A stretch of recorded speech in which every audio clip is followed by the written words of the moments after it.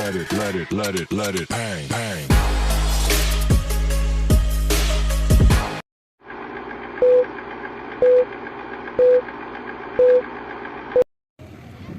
What's up mga pabigat? So galing kami dun sa may tuktok, sa may parang Great Wall of China, dito sa may Biao, Binalbagan.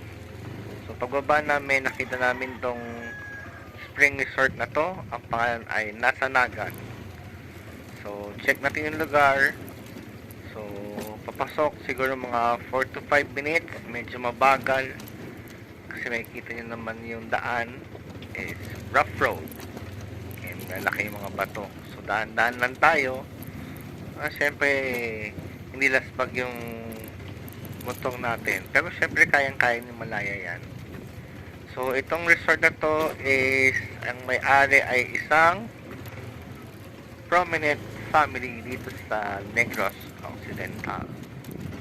Expect natin itong lugar na to is maganda. Yung mga establishment, yung mga gamit, facility, and organized. Samahan niyo ako mga pabigat, silipin natin itong lugar na to. Let's do this.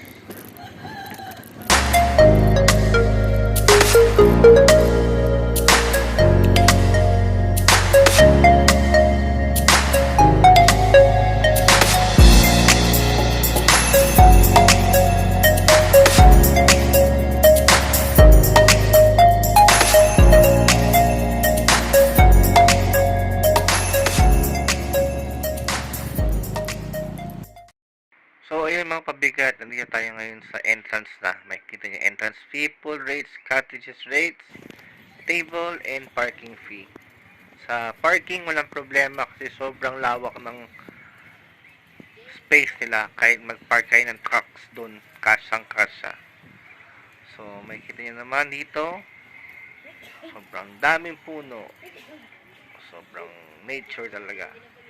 May mga sayings sila ng mga nakalagay bawat corner, and may dalawang manok. So ibig sabihin, yung may-ari nito is mahilig sa manok.